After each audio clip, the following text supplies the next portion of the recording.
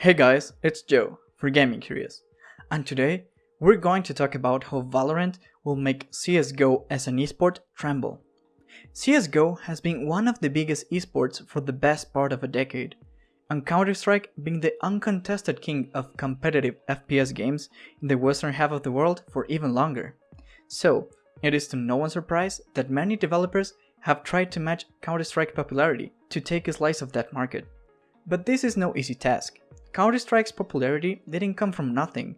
Its large community didn't grow out of nowhere.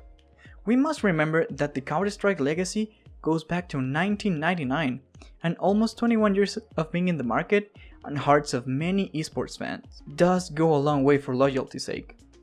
Valve worked hard at it, and so did the community itself.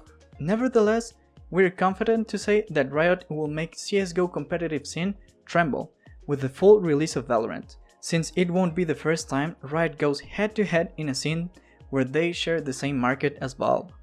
For example, the MOBA scene. We can tell that at least by sheer numbers, League of Legends is more popular than what Dota 2 is today, at least with the number of active players.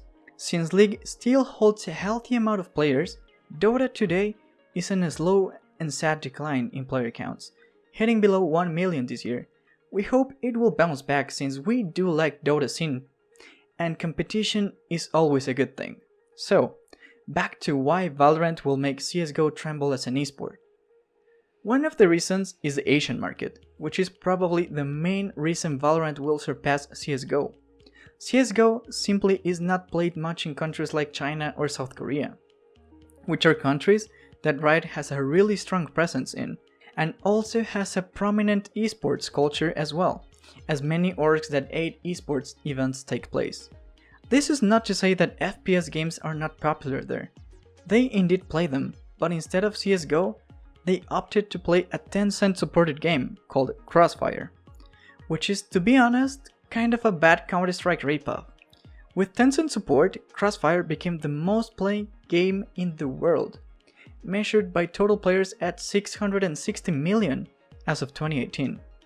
So, having said that, Riot, being owned by Tencent, will obviously have massive support in Asia.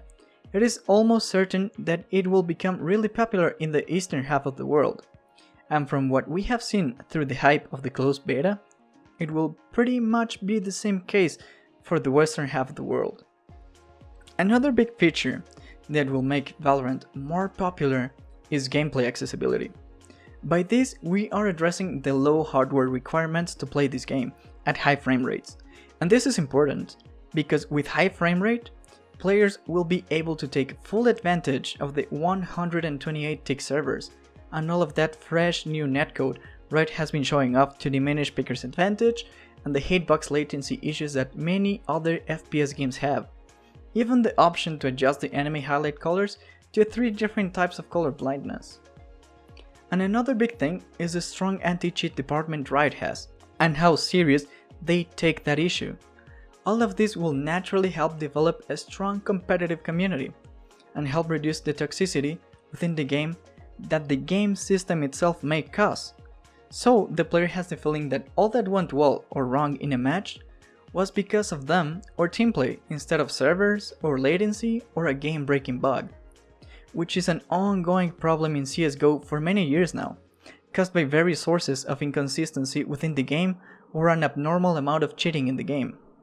Something Riot does really well, that will give it even more resources to bring new players and has shown in the past with League of Legends, is the constant balancing and patching, which is core for helping a competitive community grow. With constant patches, nerfs, buffs, updates, even reworks if necessary, Riot has proven that they are not afraid to constantly switch the balance and listen to the community and take action with that information. Something else Riot excels at is storytelling. We are certain that Riot will give us a lot of lore to binge to in the coming months. Not only character based, but also location based. This aspect of narrative will make Valorant feel a whole lot more complete, and actually compel to a broader audience, since a lot of gamers enjoy a good story, told by the environment, or even some character lines dropped on a match, or unique lines given by 2 characters that may have some beef between them, as we have seen in League of Legends. and even the creation of special events, as we have also seen in League of Legends. One thing Riot definitely does better than Valve is being open and supportive to their platforms, which translates to better support in general. That is not to say that Valve gives no support, but there is a big difference between Riot and Valve, even in size, which is a factor here. And let's not forget that Riot has been the premier esports pioneer for a long time now. They were the first to host their own league, and their commitment to the LCS and LEC and other esports broadcasts will artificially prop up the esports scene, whether you like it or not. And make no mistake, this will happen to Valorant eventually. And the keyword here is eventually. We don't expect this to happen at launch. It will take its time, and we hope it doesn't get rushed or forced. Because to me, the most annoying thing that Overwatch had at launch was how much they were forcing it to be an esport. That is not how esports work. It is very rare that a game can be forced to be an esport and succeed immediately as one. The community must grow the competitive scene and create their own leagues and support their pros. All these can be aided by the developers, but not really forced. And sponsorships is something many players might not actually know about how they really work, but behind the scenes, Counter-Strike esports faced a huge handicap when it came to acquiring non-endemic sponsors and overall selling ads and brand deals to their platform. This was due to the realistic theme of the game, where terrorists fight against counter-terrorists with real guns and other realistic style violence. We understand that they kept that theme from the original Counter-Strike design, but in today's world, sponsors play a massive role in esports, and it makes sense that they don't want their brand on a bomb planted by a team called Terrorist with no female characters added until recently, and Valorant doesn't really suffer from that.